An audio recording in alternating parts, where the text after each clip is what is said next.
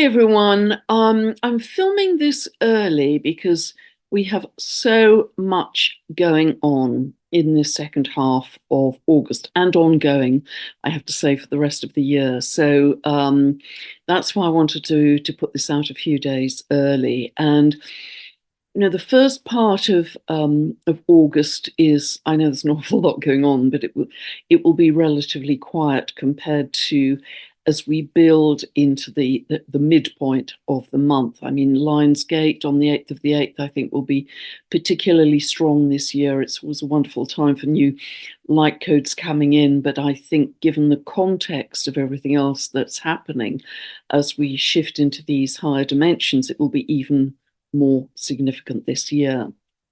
And the energy will start to build from that point on, 10th, 12th, etc. 12th, we have a sesqui quadrate between Mars and Pluto. And that's the same day we have the moon opposing Uranus. And of course, the moon makes hard aspects to Uranus on a regular basis because it moves so quickly.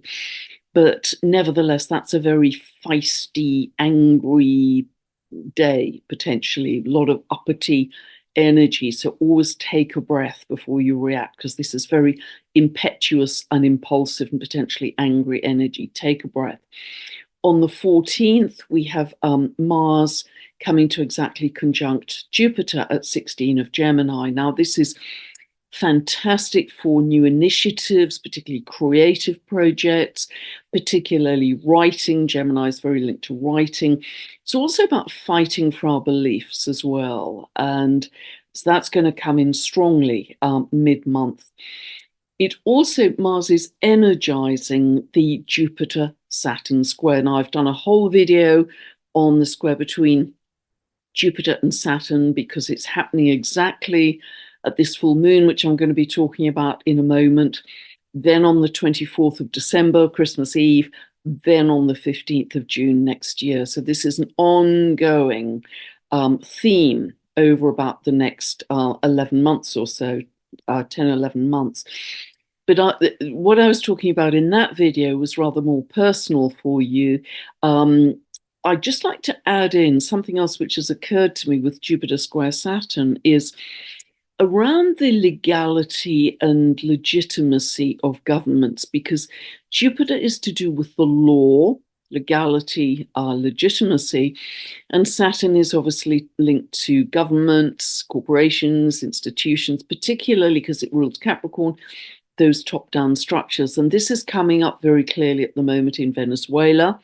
You're probably aware of all the huge riots and protests, very revolutionary energy, Uranus, Aquarius energy, that is happening because they had a recent election there and the people are really not accepting the result because they have a very authoritarian leader who's been re-elected and the people just aren't buying it. And particularly young people, Uranus, Aquarius energy, very connected to youth, are saying, this is not legitimate. So it's getting very heated in Venezuela. And this is the kind of energy that could pop up really anywhere in the world. It's quite interesting, as well as the strong Uranus energy. If I look at the chart for Venezuela, I'll put the details of that below so astrologers can take a look at it. Currently transiting Neptune is opposing the Sun at 29 of Virgo. It's the leadership, and the midheaven at 1 degree of Libra, that's the government of Venezuela. And Neptune has a dissolving effect. Now that Neptune's going to be in that place for another, really up until February 2026. So this could have an undermining effect on the current leadership and government of Venezuela. We will see what happens, but certainly Uranus is providing some ignition points for that Neptune transit as well. On the 15th, we have Mars exactly square to Saturn. And when we have hard aspects between Saturn and Mars, this is fantastic for discipline, willpower, focus. If you have that natally in your chart, conjunction square opposition, I have that in my own natal chart. And, you can really drive yourself. to get to the end. I see it in the charts of people who go into the military because they are able to drive themselves long term to fulfill the goal, the objective. So it is linked to militarization. If you think of the armed forces, as disciplined energy. But here, because Mars is in Gemini, 17 of Gemini, square to Saturn at 17 of Pisces, this can be about some suppression or squishing of our views, Gemini, social media. So to a greater extent. So we'll see what comes in with that, our views being held down. On the 18th of August, we have Mercury square to Uranus, and this is fantastic for original ideas, genius ideas, new ideas. You're thinking out of the box, very lateral thinking.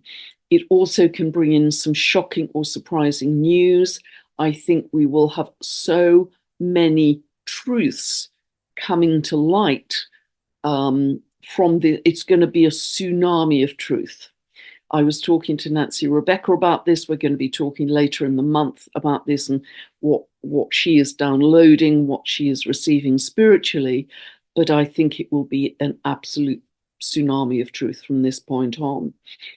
However, it's not straightforward. It's more complex than that, as we'll go on to. So much to say for this full moon that is coming up on the 19th. I think the design of my jacket really says it all about, excuse me, the energy that we are going to experience at this full supermoon and for the rest of the month. So let me share the chart with you.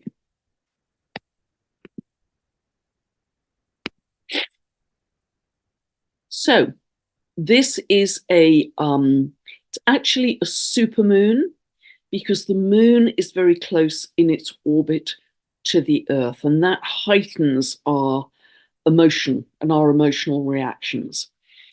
So there is so much to say about this. It's happening on the 19th of August. It's happening at 11:26 Pacific, AM Pacific, and this is GMT 18:26. So on the clock in the UK, we're still in British summertime.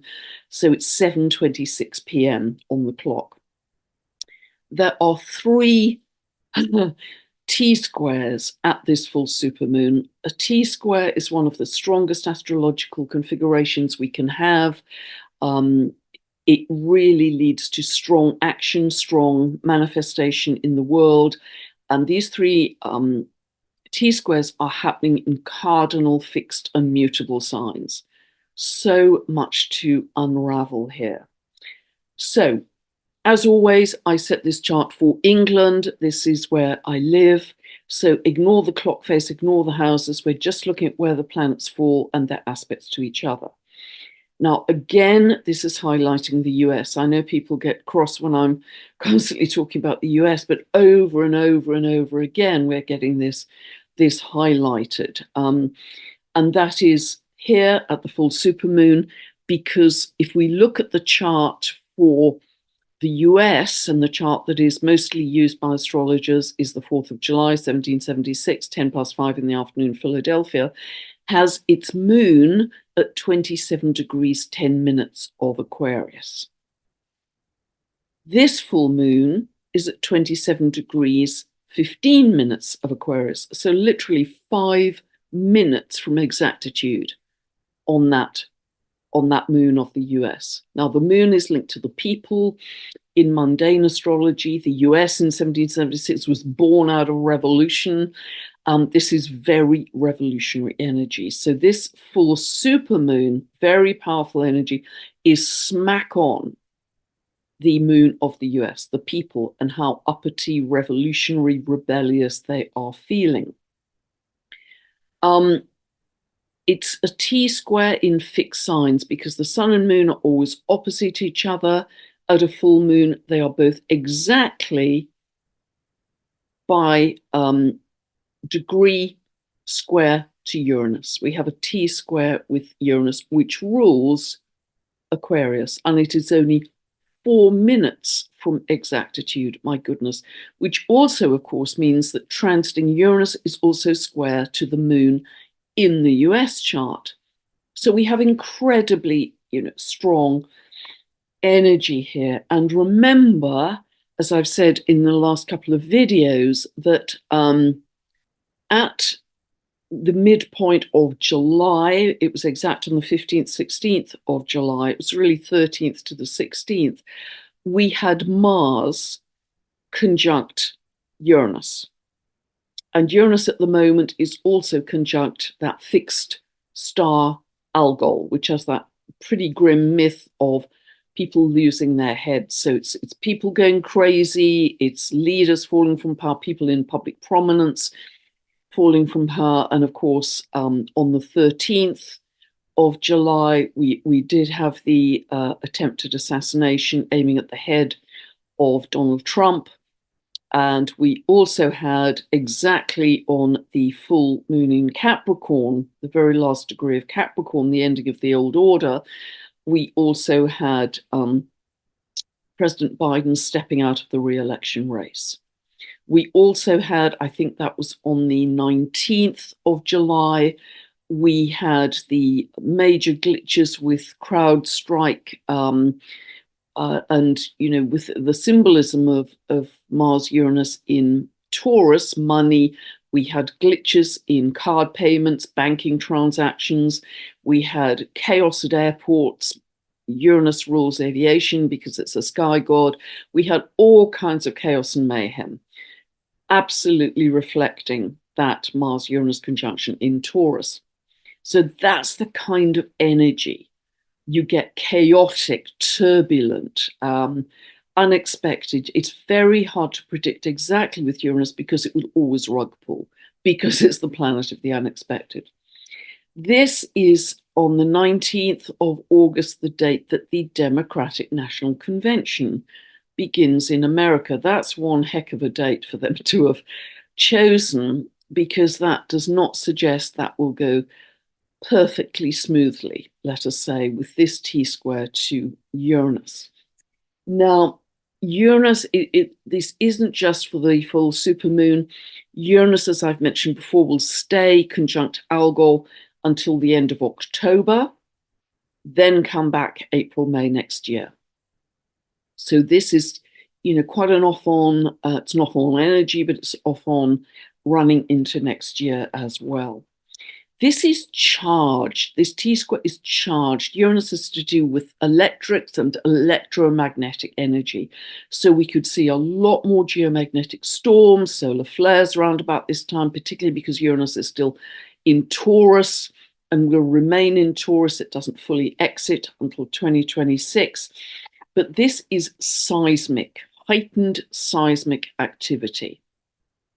So earthquakes, volcanoes, eruptions, it's combustible, explosive, eruptive. It could be financial earthquakes, Taurus, political earthquakes for sure, I think, cyber attacks, internet cutouts, power outages, all of these kinds of things. Aviation dislocations, Kundalini activation. Kundalini is very linked to Uranus energy, particularly when it's in Taurus, because Taurus is also our bodies, our physical bodies. Truth and awakening, big time. Truth and awakening en masse, because of all the truths coming to light. Drama. We will notice this. This is not a quiet, introverted energy in any respect. Uranus has to do with your authenticity, your unique essence that needs to come to the fore right now. And there are other indicators of that in this at this time of the full supermoon. So also just to mention, just in terms of the, just to say a couple of things, and then I want to qualify it. The sun here at this full moon will be conjunct Donald Trump's ascendant. So that is quite loud, dramatic, outspoken, shining a light on something he's going to say or do. The moon is also tightly conjunct Kamala Harris's Saturn in her birth chart. That is in her ninth house. And this is really all I want to say about Kamala Harris, because I could do a big detailed analysis, but I don't really want to for a few reasons, which I'll talk about in a moment. It's conjunct her Saturn, which rules her eighth house. Now, eighth house in a birth chart is connected to your spiritual orientation, your deep spiritual beliefs, your healing ability. I don't know anything really about that side of Kamala Harris's life, so I can't comment on that. The shadow side is around, secret scandals, that kind of thing. Now, in general, and this is for us all personally, transits from Saturn or to Saturn are very interesting to do with a kind of reality check. They are very linked in a way to our karma. So if, for instance, we have behaved with discipline, with integrity, very good word for Saturn, integrity, a clear moral compass in our lives, Saturn transits or transits to Saturn will produce a reward, will produce something very positive. If you have acted in any way out of integrity or, without that clear moral compass, this can be the time when those things will come to light. I mean, for instance, I remember very clearly going back to Richard Nixon, when transiting Saturn hit his midheaven, that's when the whole Watergate scandal came out. I remember working with a colleague many years ago, and Saturn was coming up to hit his midheaven, and I thought he was going to get a promotion. He was actually fired because it was discovered he was embezzling money from the company. I remember I had transiting Saturn to my midheaven. I was promoted to be a board director at that time. Not just sing my own praises, but it works very differently. Saturn operates very differently depending on how you've used your integrity, your morality, your discipline in your life, how well you've served others. So this will be interesting to see in terms of going forwards. I do think, I've said this before, there are going to be so many twists and turns in this huge US election. They have started already. There will be so many more to come. All kinds of unexpected events, some natural, some unnatural. I have a feeling that the Democratic lineup will not remain the same going forwards over the coming weeks and months, but we will see. I don't really want to say much more than that, partly because I know American politics is incredibly polarized, and I don't want to feed that or fuel that in any way.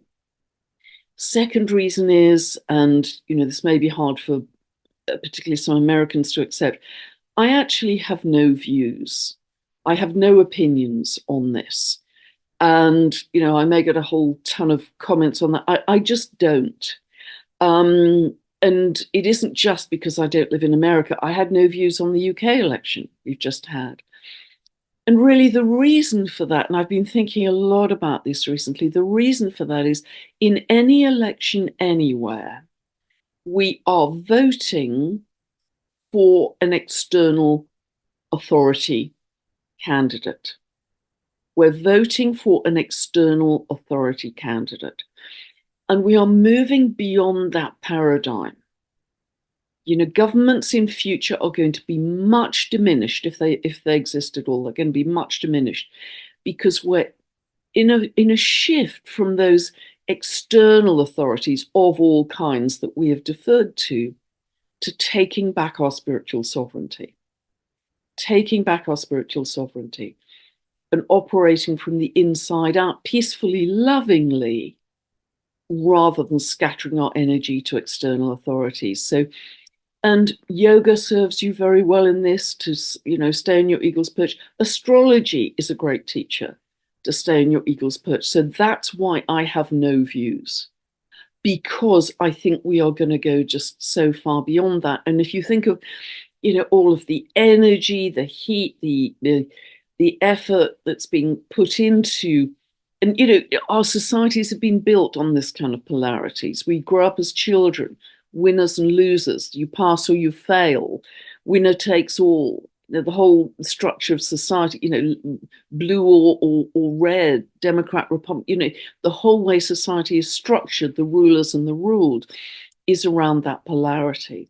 And if all of that energy that we've been so immaculately trained into through this lifetime and many others could be brought together in some kind of unity consciousness with very different values, what a different world we would have. If we can unify, if we can come together as humanity on, should everybody in the world have clean water?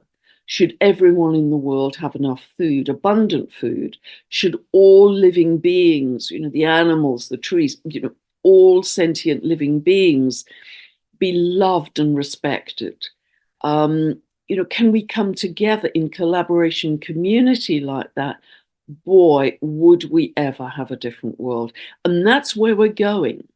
Those are the values that we are really headed towards. But we have to get beyond the polarity to turn our gaze to a very different set of values and a very different view. So that's really what I feel very strongly. So, take it or leave it. I might get, a ton of hate mail on that, but that's really where I'm coming from. So I'm not going to be saying a lot because I think the twists and turns in the US election, as I've said before, I don't even know if there will be an election. If we do have it, again, there's more volatility around that, the result is contested or the candidate won't stick in some way. We will see. But, so many more hurdles to get through before then. So I may report broadly on it, but not in detail. Just while we are on kind of people and countries, the Prime Minister of Canada has his his midheaven exactly squared by this full supermoon. So it's shining a very bright light on his leadership, a very bright light. Now, Uranus is also square to that midheaven for some time, to the end of October and again next spring. But this is a particular peak of probability around his leadership because it's shining a very bright light on that. This full supermoon is also opposing, I think it's opposing, let me just check. It's in hard aspect anyway. Yeah, it's square actually. It's square to the moon of the EU, which is in the 10th house of governance. Now, again, Uranus is going to be opposing that, conjunct that, they're all hard aspects, so it doesn't really matter. Conjunct that till the end of October and again April, May. But this full supermoon again is piquing the interest, shining a light by this full moon squaring the moon in the house of governance of the EU. So something may be developing in the whole EU construction. As I've mentioned before, because if we look at the chart for the euro, if we look at the angles, they are all at 29 degrees of the mutables, where Neptune sits right now. Over the next couple of years, the euro as a currency will dissolve or weaken in some way and be replaced by something different. We're going to have huge financial changes as we move forwards. Okay. Let's get back to the chart. Something I want to point out, which I love and I feel very excited about. There is a Kuiper Belt object I've mentioned in the past, but not often, called Altjira. Altjira has almost a 300-year orbit, which most of these dwarf planets Kuiper Belt objects have. Altjira is at 20 degrees, 36 minutes of Gemini. So Mars is conjunct it here, and Jupiter will be conjunct it at 20 degrees in mid-September. I love Altjira.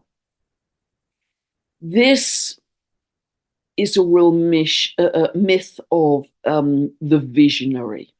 Now, Jupiter already is the future visionary. It's to do with the future, it's to do with big dreams, big horizons, bigger than we've thought before. Altjira, you multiply that, because Altjira is the creator god of the Australian Aboriginal people, the sky god of the Arrente people. The Arrente people, I believe, live in Central Australia. And Altjira is an important part of the creator myth because he was said to help to create the earth. So interesting. This is being kind of recharged again with Mars and Jupiter coming onto that for new earth. An aspect of Altjira's myths is that it helps you shed any programming that hides your authenticity. Any social programming that hides your authenticity. Isn't that interesting? Together with Uranus in that T-square about authenticity. What I love also about Altjira is it's linked to dream time, capital D, the big dreaming, the big dreaming. It's about manifestation. You create it from in your imagination and then you manifest it. That's how you manifest. You go and walk about in dream time. And what the Arrente people believe, and what comes from the myth of Altjira, is that everybody exists not only in everyday reality, but also in dream time, in a higher state, in a light body. Isn't that beautiful? And that higher existence of us is the continual inspiration for our day-to-day life on Earth, our regular life. But the higher expression in dream time is more real than our current reality is day to day here. I think that's just so beautiful, so beautiful. But it's very much linked to our authenticity. So we've got Uranus speaking loud about authenticity, Altjira speaking loud about authenticity. Remember, that's going to be expanded mid-September when Jupiter comes onto it. But also here we have the Sun in a trine to Eris and the Moon sextile Eris. Now, Eris, you will remember, is the warrior sister of Mars. In the myth, she was the only goddess who wasn't invited to the wedding of the goddesses on Mount Olympus. She turned up anyway and created mayhem by throwing the golden apple in amongst the goddesses and saying for the fairest, which was their scrapping around that apparently led to the Trojan War.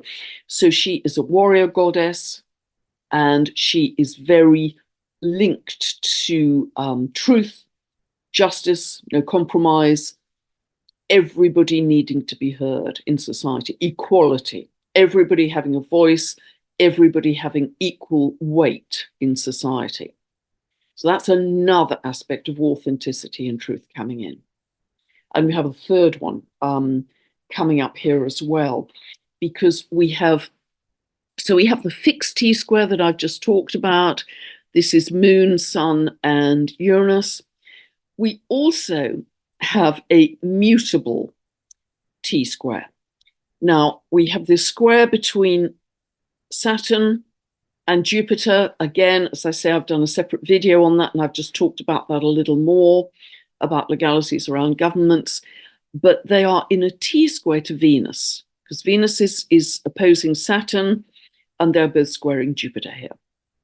So this is quite interesting because Saturn wants to contract, keep things as they are, keep things very traditional. Jupiter wants to expand, new ideas, new inspirations, new information. So they are in tension in that square. And what Venus wants to do, because it's in Virgo wants to get the information exact and right, get all the details, get the I's dotted and the T's crossed, and get it absolutely right. The facts and the information, particularly say about health issues, because it's in Virgo to do with health. And Jupiter is very keen on that too, because Jupiter's to do with the truth and justice. But Saturn comes into the picture, and there's quite a tension here, because the mutable energy is malleable, it's chameleon-like, it keeps shifting. And so the facts and the information that Venus in Virgo is digging up, and that Jupiter is finding on social media and expanding and expanding and expanding, we also have an issue of, okay, but what's true and what's not? Because Neptune is at the anaretic degree, very last degree of Pisces. We've got shifting sands, what's true and what's not. As I mentioned about a year ago, when Saturn, it was about a year ago or so, when again, I'll put this video below, when Saturn moved into Pisces. In that video, I talked about, ultimately, this was going to be about the dissolution, Pisces, of the importance, the strength of governments, corporations, institutions, because Saturn rules Capricorn, top-down structures that have had power over us. It is also in Pisces linked to pharmaceutical companies, because Pisces is linked to drugs of all kinds. It's also linked to the media, Pisces, film, video, illusion, that kind of thing. And so all of those issues around those things, governments, big corporations, institutions, pharmaceutical companies, media, is kind of having a very bright light of the full supermoon shone on them here. Virgo trying to pin down the facts, etc. And there are some shifting sands here, so you've got to drop into your heart to know the truth. Not just your mind, but your heart. Virgo is also about discernment, but you've got to drop into your heart to find your truth, because so much is going to be coming out here. The other thing I want to point out is there's a point in the moon's orbit. This isn't a physical planet. It's a point in the moon's orbit called Black Moon Lilith. That is quite tightly conjunct Venus here. Black Moon Lilith in myth was the again, wild, instinctive female who would not submit to Adam. For that, she was thrown out of the Garden of Eden. Like Eris, she will not compromise. She will stand in her sovereignty, stand in her spiritual sovereignty for truth, for justice, etc. Everybody on an equal footing, man and woman, divine feminine, divine masculine. So we have some very strong themes here around authenticity, Algira, Uranus, Eris, Black Moon Lilith, around the divine feminine being equal to the divine masculine in balance, Eris, Black Moon Lilith. We have some very loud voices here about truth, honesty, justice, sovereignty. Super interesting. I mean, there's just so much in this chart. And by the way, I haven't put it in because it was tied up space here, but Venus is also tightly conjunct a dwarf planet called Orcus, who was an Etruscan god who punished liars who betrayed their sacred oaths by taking them into the underworld. Have an awful lot about truth, awakening, lies, justice. And on we go. So, just to say, by the way, personally, if you have transits coming up, say to your natal Venus from Saturn, this is in your personal chart, hard aspects, conjunction, square, opposition. This can either be a time when you consolidate a serious relationship, you make it real. I got married under that aspect, actually. If it's a good, solid, strong relationship, you that can consolidate it. You get engaged, you get married, you move in together, whatever. If it is not a strong relationship, it will be tested at that time, and it will appear that circumstances or people or something beyond your control are getting in the way of the relationship, like your partner has moved to a different location for their work, or you are, or something like that. Actually, at a deeper level, it's not just that. It is one or the other of you not wanting to fully commit to the relationship because it isn't quite strong enough. And that will tend to test and possibly break up the relationship. So hard aspects from transiting Saturn to your Venus in your natal chart, that's how they usually operate. So it's very interesting to observe. It tests what's strong, what's not. Okay, then we have our third T-square, which is in cardinal signs. And I hope you can see this. This is from Ceres, a series linked to harvests and grains, square to the nodal axis. Now, usually the south node is never put in a chart, so it's square to 8 degrees Aries, where the north node is, and therefore it is also square to 8 degrees Libra, where the south node is. So it's bringing these issues into our collective consciousness in a very big way. Now, we are well aware that across the world, because of extreme weather, some natural, some unnatural, food supplies, harvest, grains are very challenged right now. What I find particularly interesting is Ceres was really tightly involved in that Saturn-Pluto conjunction, which was at, I believe, 22:44, 45 minutes of Capricorn on the 12th of January 2020 that kicked off the whole pandemic. Ceres was part of that conjunction. So whatever was initiated then will start to come back into our collective consciousness, almost come full circle, not only because of this T-square, but by mid-November,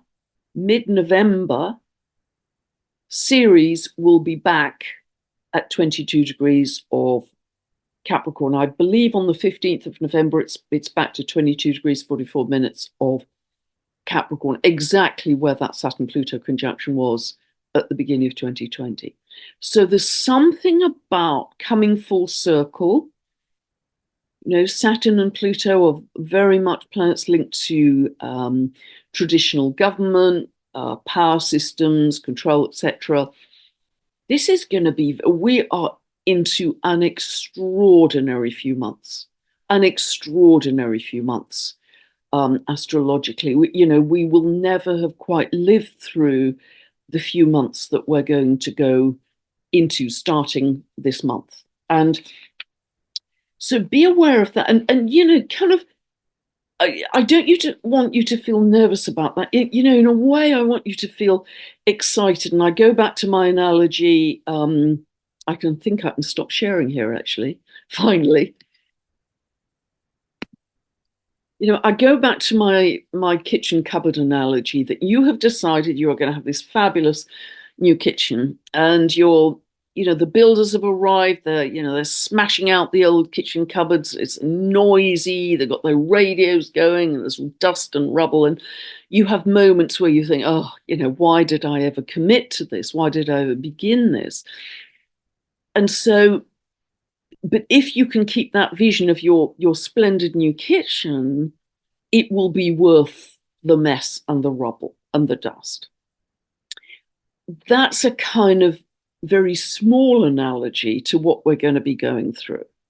Because, of course, entering New Earth is way bigger, of course, than having a new kitchen fitted. But, we're going to be going into this period of, at times, and this is because at the end of the month, Uranus becomes stationary. It becomes stationary retrograde exactly on the 2nd of September. But in the last few days of August, we're going to feel that, it's like a ship slowing down to stop and change direction. Now, for any planet that changes direction, particularly these outer planets when they move so slowly, there's a magnification. There's a magnification of that energy. So this is going to amplify the revolutionary energy, the seismic activity, the rebellious energy, all the things I've talked about linked. You can probably do this section of the video yourselves, and I've talked so much about Uranian energy. So that's going to be loud as turn of end of August going into September. But at the same time, 2nd of September, Pluto retrogrades back into the very end of Capricorn, 29 degrees, 59 minutes, the very last minute of Capricorn, and stays at that last degree or two of Capricorn until the 19th of November. So as one aspect of energy is erupting and demanding freedom, remember Uranus is freedom, human rights, civil rights, don't tell me what to do, don't box me in, I'm a sovereign being, loud. Pluto said, oh no, not so quickly. And it will appear to some degree at one level that things are going backwards because this is the old world. They are not going backwards. This is actually the last time Pluto will be in Capricorn until the 19th of November it's got a 248-year orbit, so for the rest of our lives and more. So just know this is the kind of the last gasp, and it will be loud, it will be very loud, it will be very dramatic, it will be more hollow. So just know that. But it will be a period of great intensity as the calls for freedom, human rights, civil rights get much louder. And yet this top-down control appears to be stronger as well. And it's going to be very intense. And Pluto becomes stationary direct on the 13th of October. That's going to be a super powerful date as that energy is magnified further. So this is not going to be dull. Now, we could focus on all of that drama. That is going to be so much color, so much drama, so many events to catch our attention. But please, if you can, focus on New Earth and what is birthing. That is going to become much more apparent even next year. But it's happening. Believe me, it's happening. These people write to me all the time, every week. I get people writing to me. They bought land, they're growing food, they found incredible inventions for cleaning water very quickly, for turning the land around to become very fertile, to grow food. They're not on the nightly news. They're not shouting. They're not loud. They're loving. They're quiet. They're coming together, and they are absolutely creating a world of love that we have never known. So let love be your docking station. And what's changing very rapidly, as many of you know right now, it isn't just us as co-creators, as human beings, as co-creators doing this. It's the cosmology. The Earth is moving through the photon belt. That happens every 12,000 years, give or take 500, as I've spoken many times. The light codes coming in are extraordinary right now. So many spiritual people are feeling this as we shift into crystalline. Cryon speaks about it. So many people. The light codes are shifting everything. So everything is down to the energy shifting, the amount of light we can embody. We're shifting to the light body.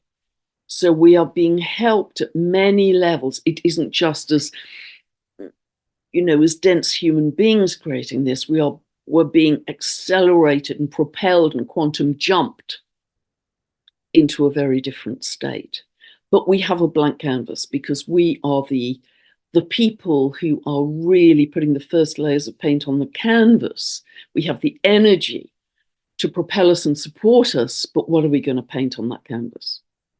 Are we going to paint more fear, more drama, more polarization, or are we going to paint more love, more joy, more peace, more compassion, more love for all sentient beings, more life force everywhere, trees, food, everything, just plants just shimmering with life force? We are able to communicate with them more easily. Is that what we're going to manifest on our blank canvas? So just remember that the light is the game changer and love is the checkmate. And I know many of us are coming together on this astonishing, no rehearsal, evolutionary journey. God bless you. That was very long, very detailed. If you stuck with me to the end, well done. I'll be back very soon with another video. God bless. Bye for now.